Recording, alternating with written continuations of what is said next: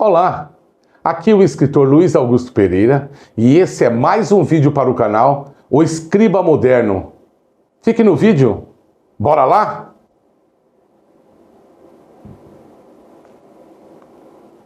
Bem, eu escrevi esse livro, O Açougue Maldito, baseado em fatos reais do crime da Rua do Arvoredo de Porto Alegre em 1863. Eu pego esse mote e trago para a época da ditadura militar em 1976. Quando Rose resolve mudar-se para uma cidade tranquila e bucólica com o seu filho Flavinho, ela não imagina que o açougue do outro lado da rua pode impactar sua vida. Como nós falamos já no vídeo anterior sobre serial killers no cinema e na literatura, vamos dar continuidade a essa temática dentro do capítulo 10 do Açougue Maldito de Luiz Augusto Pereira. Os serial killers mais cruéis do cinema. Número 10. Norman Bates. Norman Bates é um personagem criado por Alfred Hitchcock, bem como o protagonista do seu filme Psicose, que estreou em 1960. Filho de Norma Bates, ele foi baseado no assassino Ed Gein. Norman Bates é um psicopata que possui um passado cheio de contradições, além de ser um personagem complexo. Número 9. Ghostface. Ghostface é uma identidade fictícia utilizada por vários personagens da série Scream. Surgiu em 1996 como um disfarce usado pelos adolescentes Billy Loomis e Stu Macher durante a série de assassinatos na cidade ficcional de Woodsboro. A máscara é baseada na pintura O Grito, de Edvard Munch, para esconder assassinatos em série. Número 8. Pinhead.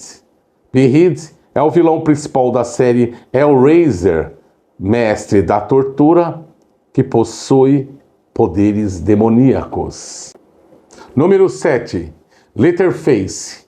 É um personagem fictício da série de filmes de terror O Massacre da Serra Elétrica. Também foi inspirado no assassino em série da vida real Ed Gein. Número 6. Chucky. É um personagem fictício. Chucky é retratado como um assassino em série cujo espírito habita um boneco bonzinho e continuamente tenta transferir a sua alma do boneco para um corpo humano. Número 5. Hannibal Lecter. É um médico canibal que ficou mais conhecido no filme O Silêncio dos Inocentes. Número 4. Pennywise é uma criatura sobrenatural metamorfa e aparece na forma de um palhaço para atrair suas presas preferidas, crianças.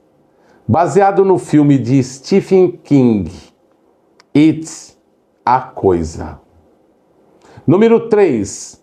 Jason Voorhees é um personagem fictício da série de filmes Sexta-feira 13.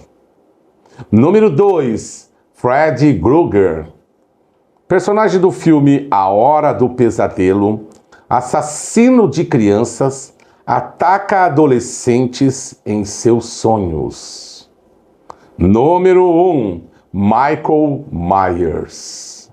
É o cruel assassino do filme Halloween, que mata sua irmã mais velha e depois de ficar num hospital psiquiátrico, volta para matar sua irmã mais nova, Laurie Strode.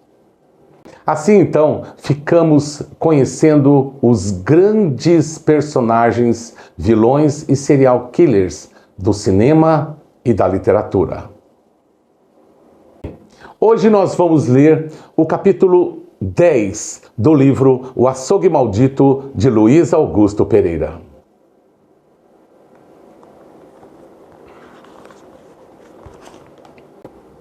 Capítulo 10. Dali de sua janela embolorada e velha, avistou alguém. Parecia alto, grande, forte. Um homem vestido de branco. Seria o novo açougueiro? Algumas árvores atrapalhavam o campo de sua visão. Tentou ver mais. Ele parecia olhar a rua, espiar o movimento. Depois entrou e não apareceu mais. Quem seria aquele homem? Talvez fosse ele que agora comandava aquele açougue. Não sabia quem era. Não tinha uma feição que pudesse ter conhecido antes. Evidente que havia morado por anos numa cidade grande e os rostos dali já não eram mais conhecidos. Mas alguém poderia saber quem ele era? Seria casado? Solteiro? Vivia sozinho? Teria alguém? O gato preto seria dele? O perfil daquele homem era interessante, se não fosse o ar de mistério que aquela figura grande e de barba bem feita causou nela. Talvez gostaria de conhecê-lo melhor, mas, no momento, não estava pronta ainda para ter um envolvimento com homem nenhum. Iria viver só para a sua joia, seu garotinho lindo que perambulava pela casa, tomando conta do território. Finalmente conseguiu fechar a janela, curiosa com tudo que tinha observado. A reforma seria imediata. Olhou os outros quartos. Havia algumas coisas por ali. As portas dos armários abertas. Tinha a roupa do pai e da mãe. Teria que ensacar tudo aquilo e doar para alguma instituição. Não iria ficar lembrando o tempo todo deles. Eram lembranças duras demais. Teria que apagar tudo aquilo de sua memória daquela casa. Os fantasmas do passado iriam com certeza desaparecer no meio das tintas e do belo jardim que iria montar. O cheiro de mofo começava a incomodá-la. Algumas telhas quebradas deixaram as últimas chuvas infiltrarem pelas paredes, esverdeando-a. Barulhos de ratos chamou a atenção. Não gostava de ratos. Olhou o corredor vazio. A penumbra e as sombras deixaram-na com medo. A casa a deixava com medo. Talvez não tivesse sido uma boa escolha voltar. Quem sabe vendê-la seria uma ótima ideia. Compraria uma nova casa em outro lugar, mas não conseguia se desprender das lembranças boas que aquela casa lhe proporcionava.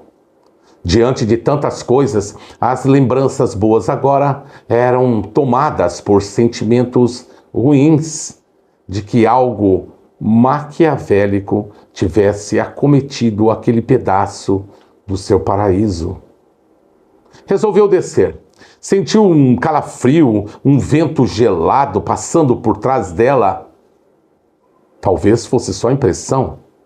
Afinal, havia buracos no telhado. Pelo canto dos olhos, sentiu uma sombra que passou no corredor, indo em direção dos banheiros.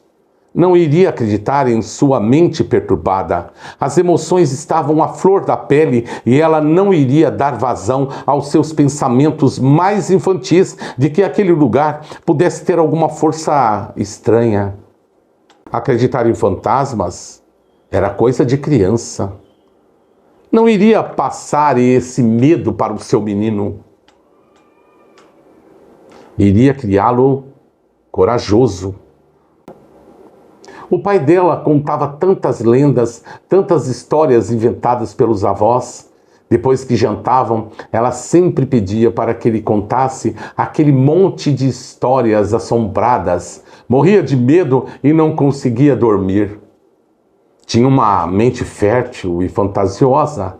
Não queria contar essas histórias horripilantes para o seu menino, mas a fantasia faz parte da infância. Agora, tudo aquilo a estava assombrando. Quando desceu, viu o homem por ali ainda, já mexendo no encanamento da cozinha, vendo se tudo estava funcionando e se tinha água na torneira.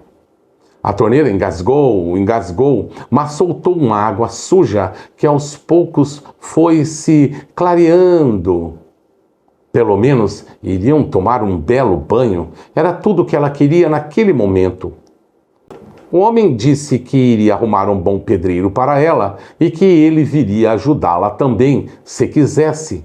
Era claro. Agradeceu. Seria eternamente grata, não sabia nem como recompensá-lo por toda aquela disposição. Tirou uma nota grande de dinheiro da bolsa e deu a ele, que não aceitou. Estava fazendo pela amizade que tinham os pais dela e por lembrar dela ainda menina.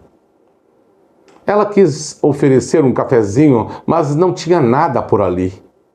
Viu umas panelas da mãe, uns potes, mas tudo estava vazio.